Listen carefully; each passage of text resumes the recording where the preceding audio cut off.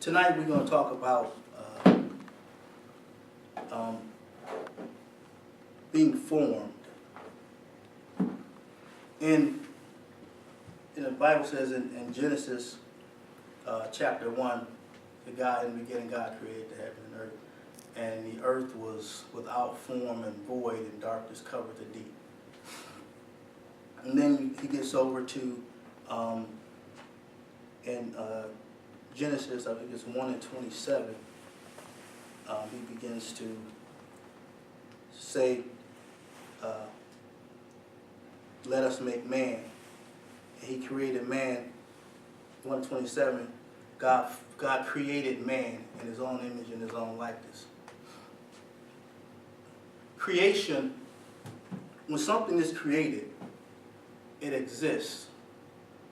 But if it doesn't have form, it's void, which means it's obsolete, it's ineffective. It cannot do, when it does not have form, it cannot do what it was created to do. In other words, just because it's been created doesn't mean that that's the end of it. It's been created, but there's another step that has to happen. The earth was created, but it was void. It was unable to do what it was designed to do. And darkness covered it.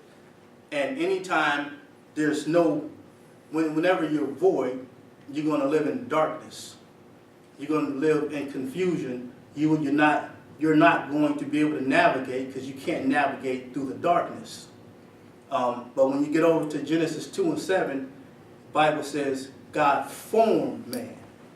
Now, it's interesting because he created him, but then he had to form him. And anytime you're dealing with form, you're dealing with pressure. And to think that God was so meticulous when dealing with man that he had to craft man with his own hands. Everything else he spake into existence. But he used his own hands to create man. In other words, he applied the pressure to man in all the right places in order to form him. And anytime you start forming something, it is the forming that gives it value. If you take, for instance, a coin with no impression on it, it's just a silly piece of tin. That's all it is. It's a blank. It means nothing. You kick it around, you can throw it around, you can take it to the store, you won't get anything for it.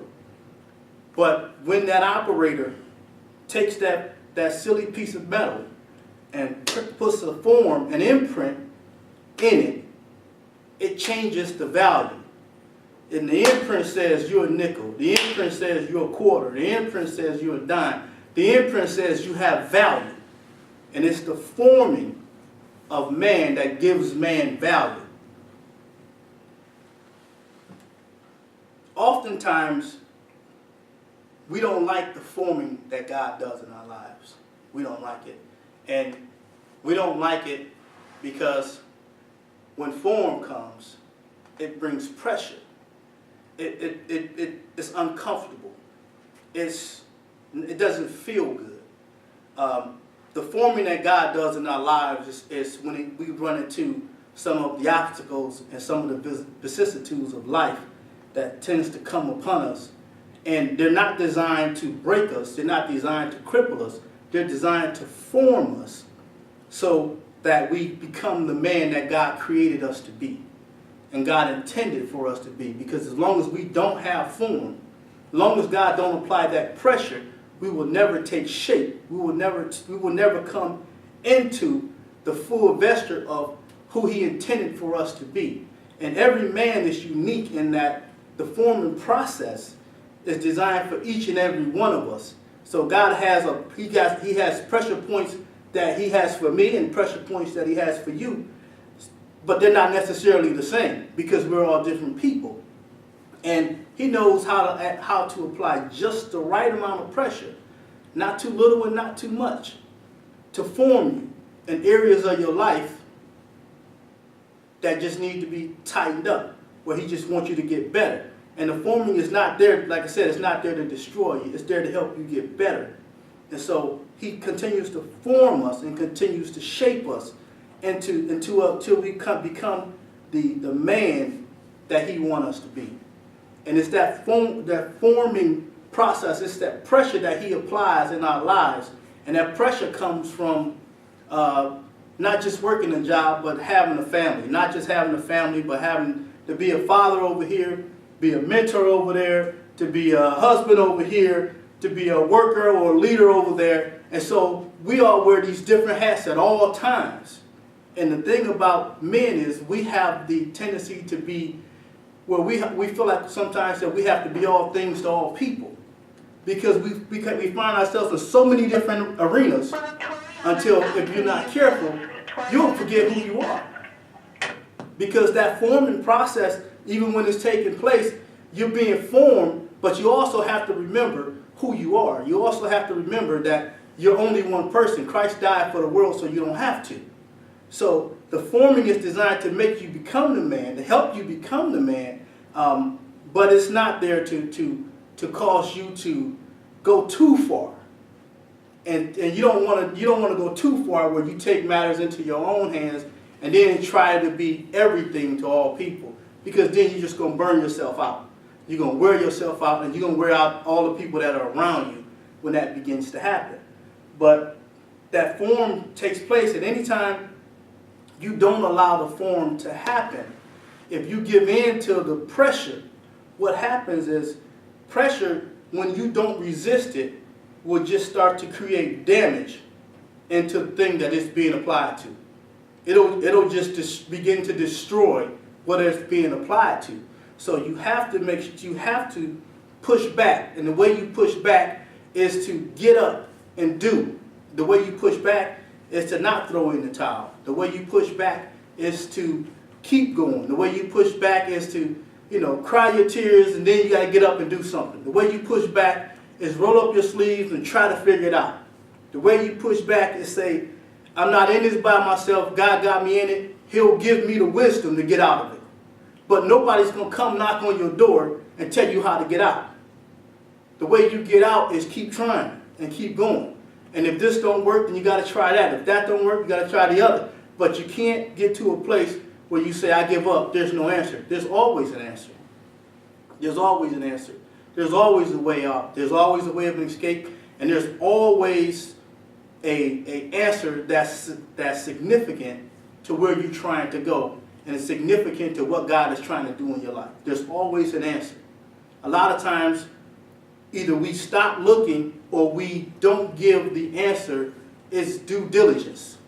Because, Christ gives this parable, like if a son asks the father for a loaf of bread, will he give him a serpent? I think that's how the scripture goes.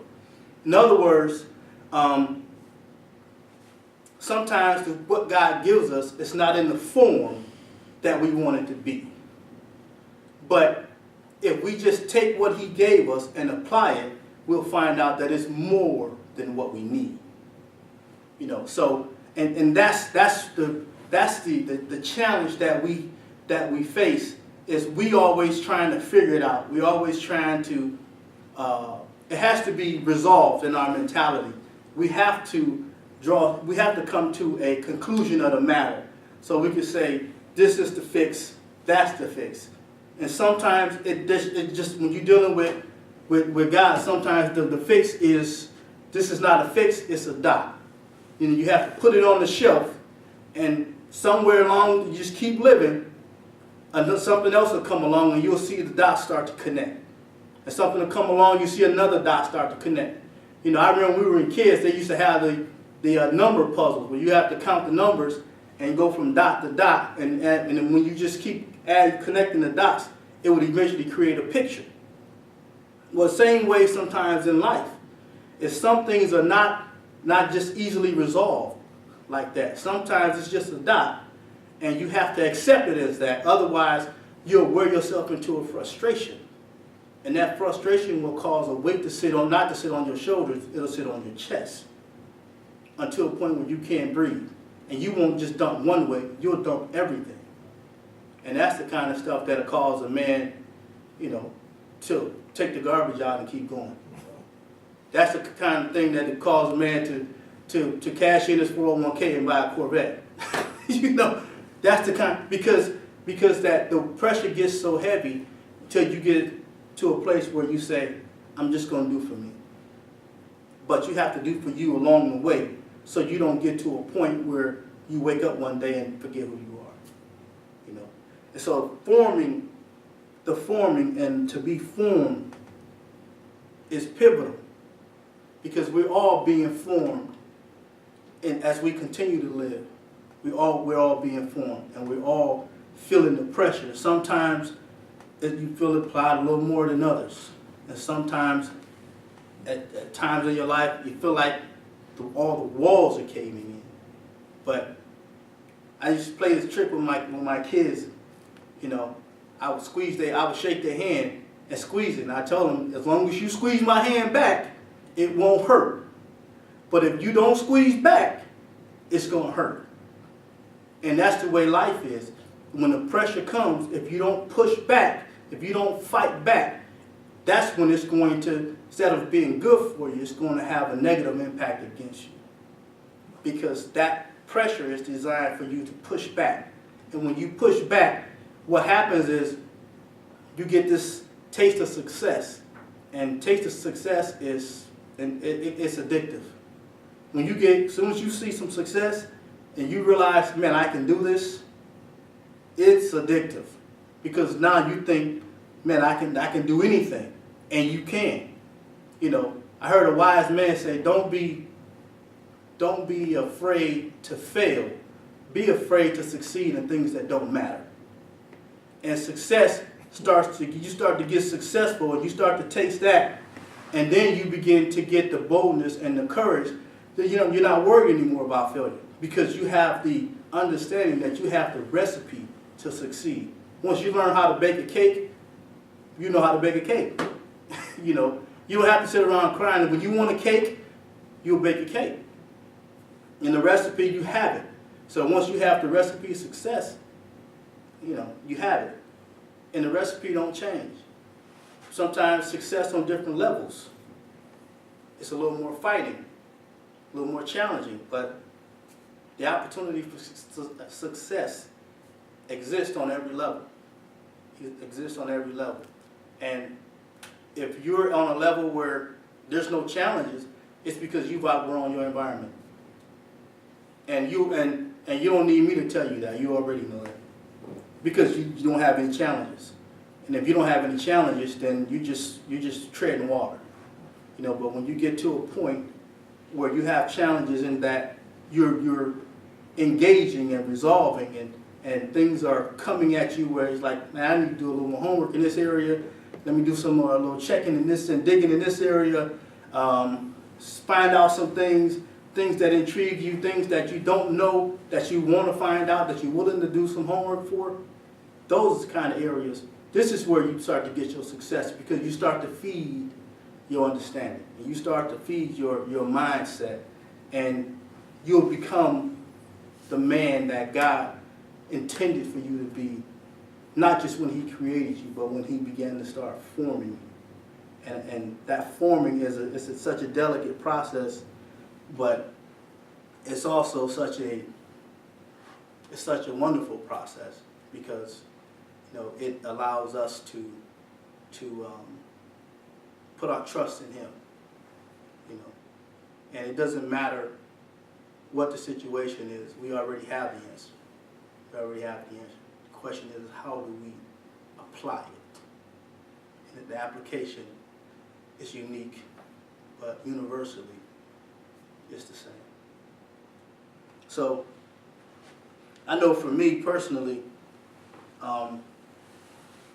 man, this has been, I think God is forming me this week like, I don't know, He's trying to form me into a ninja warrior or something. because I've had some challenges the last 2 weeks. It's like, oh, if it ain't this, it's that. If it ain't that, it's the other. It was here, there, and everywhere, man. It's been a lot, you know. And, you know, and sometimes you just, you know, all you can do is, it's like, if it's not, you know, it's never been me and my wife. It's this over here. It's the kids. It's the grandkids. Oh, they clowning over here. You know, it's like, oh, it's her job. It's not so much my job as it was, you know. But that whole level of uncertainty, you know, somewhat resolved, but, you know, new beginnings, new environment, new challenges, you know. So there's all these crazy dynamics swirling around in the midst of trying to stay stable and trying to anchor down and make sure that, you know, there's no loss of anything. You keep your eye, you try to keep a firm grip on all things that's coming your way, and it don't happen all the time, man, but last 2 weeks, whoo, I'm telling you, man, I'm being formed.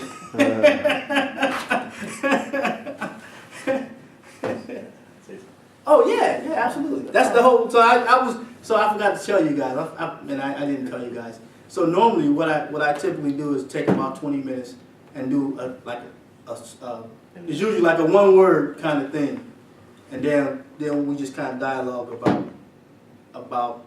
It's really kind of get your juices stirring and get the conversation going, and then we talk about it afterwards.